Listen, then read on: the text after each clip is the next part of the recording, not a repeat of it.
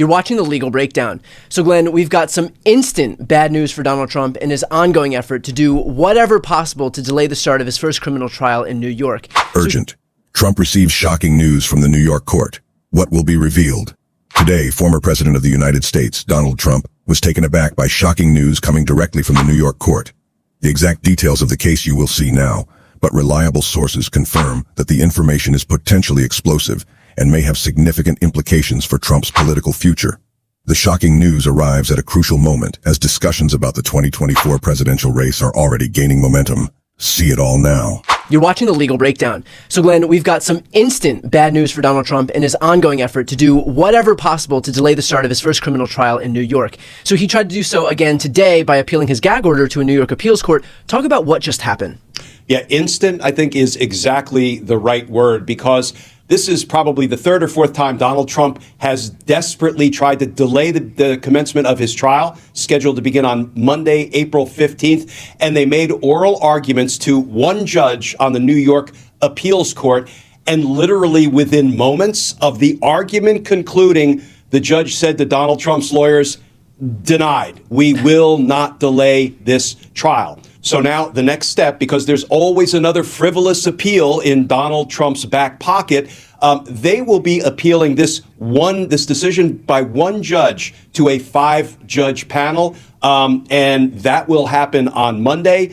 But as of right now, there is absolutely no impediment to the jury trial beginning on Monday. Well, Glenn, now that this decision will go to the full appeals court panel, could that delay the start of this trial, waiting for them to take up this issue? Yeah, it's kind of the perfect question because, Brian, as of right now, you know what Monday's going to look like?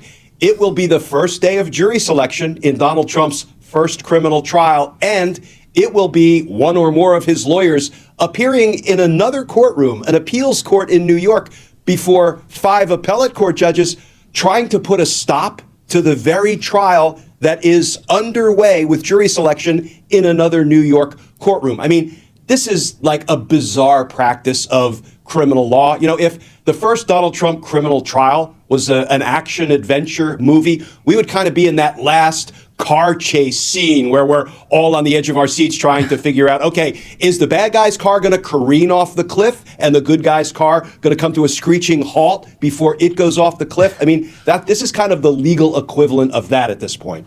Well, you just mentioned that both parties will be in court on Monday. What happens if the appeals court agrees to stay the trial once it has already begun and jury selection is underway? One of two things will happen.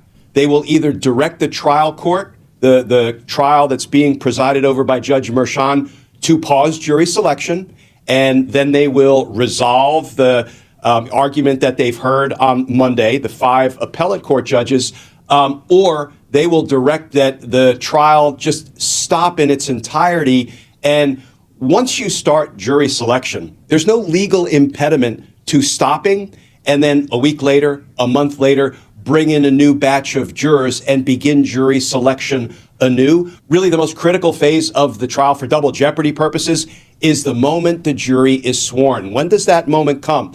Not during the week or two of jury selection. It's after there have been 12 jurors selected by the parties and a series of alternates. The minute the judge or the judge's clerk administers the oath to the 12-person jury, that is the moment jeopardy attaches. So there's actually a good bit of leeway to start jury selection, pause it, or just stop it entirely and start it anew in the future without any risk of jeopardy attaching.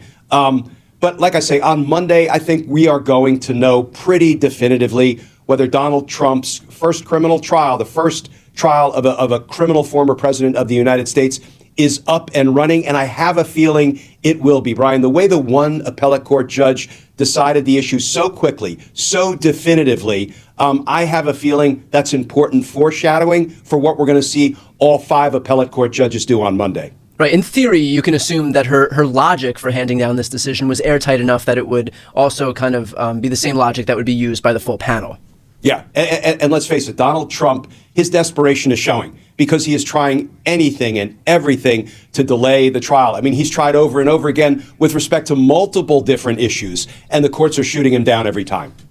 Now, can you do a quick rundown of the ways in which Trump has sought to delay this trial just in the last couple weeks? Because I know there's kind of it feels like we've been talking about this so much, but there's actually different avenues that he's been employing.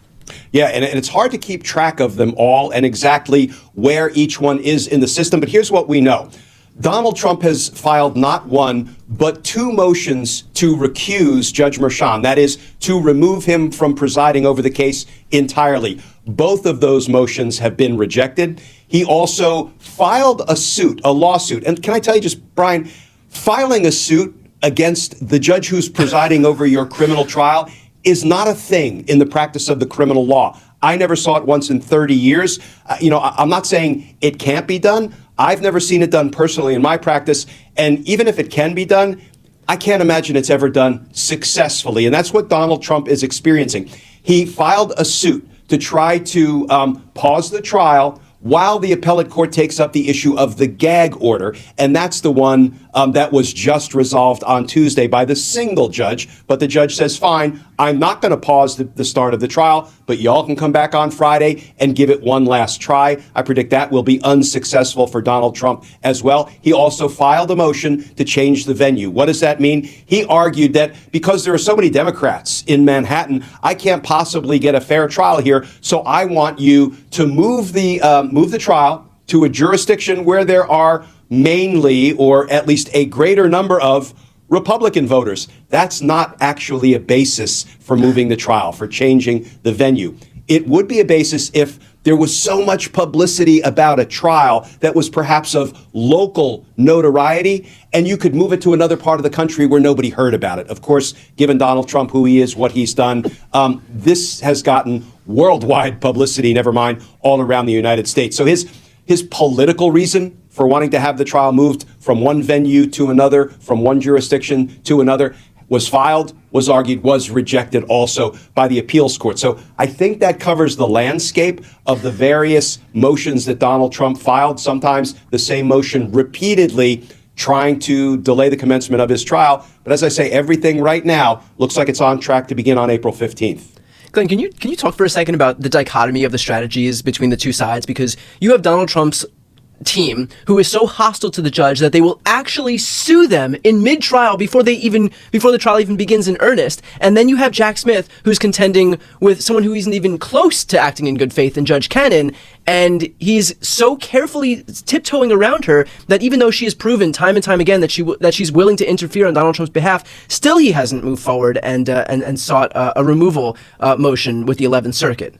Yeah, you know what? It's kind of a great comparison and contrast. And we're mixing criminal apples and oranges here because, of course, what Donald Trump is doing right now is in a desperate attempt to stop his New York criminal trial. What Jack Smith is doing is contending with a judge, Aileen Cannon, in Donald Trump's federal prosecution in Florida for unlawfully retaining classified documents, obstructing justice, and violating our nation's espionage laws. But boy, the approaches of these two teams could not be more different.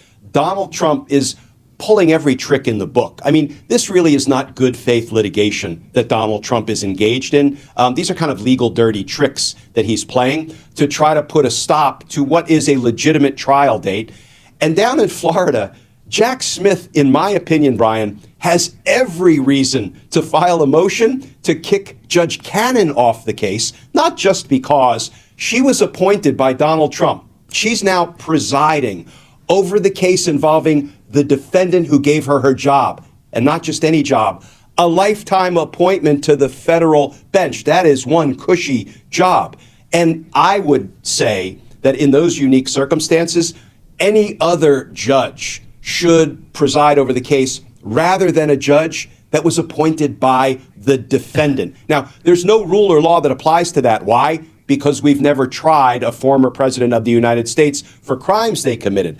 But on top of that, Judge Cannon has shown herself to be biased in favor of Donald Trump over and over and over again with these really inexplicable rulings that she has come up with.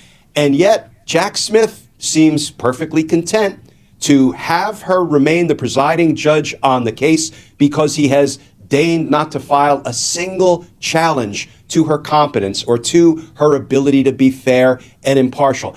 I hope the heck that changes, Brian, because You know, Judge Cannon has so exposed herself as being incapable of sitting in the case fairly and impartially the way she continues to do these favors, including sometimes lawless favors, because the appellate court has once said she abused her judicial authority by ruling in a way that acted to the extreme benefit of Donald Trump. We want to be able to have confidence in the outcome of the trial in Florida. And as of right now, I would have no confidence in the outcome if Judge Aileen Cannon presided over the trial. Now, she hasn't even set a trial date, even though she has been asked to, which frankly also goes into the disqualification bucket. But the only way we can have confidence in the outcome of the case is if Jack Smith files the motion to remove her, it gets litigated in the full light of day with all of the evidence, both pro and con, both supporting that she should be removed and cutting against the argument that she should be removed. Then that whole thing is decided by the 11th Circuit Court of Appeals. And Brian, you know, I generally am willing to abide by the law and by the precedent as handed down by appellate courts. And if the 11th Circuit Court of Appeals, after fully litigating the issue, says, you know what, under the prevailing laws and under the prevailing applicable precedent, we don't think there's enough for her to be removed from presiding over Donald Trump's case, I would be far more willing to then accept the outcome of a trial that was presided over by somebody like Judge Cannon. But without that litigation, I will never have a comfort level, given how Aileen Cannon has already exposed herself as being unfair to Donald Trump's advantage. Yeah, I think that's exactly right. Let's finish off with this. Glenn, can we get your bet for an on-time trial in New York on April 15th? Because last we checked in, you were at 95 cents. I think I'm going to, after the very rapid decision by the New York Court of Appeals judge, I'm going to tick it up to about 97 cents, Brian. I'm not at a full buck yet because I'm holding on to those last 3 pennies, but I'm going to put it at about 97 cents on my betting dollar. All right, well, I think most of us will take 97 cents any day of the week. So with that said, we'll, of course, stay on top of this in this last week now, where Donald Trump will try everything he can to delay this trial. And, of course, by Monday the 15th, we'll have an answer here. So for those watching, if you want to follow along, please make sure to subscribe. The links to both of our channels are right here on the screen. I'm Brian Tyler Cohen. And I'm Glenn Kirshner. You're watching The Legal Breakdown.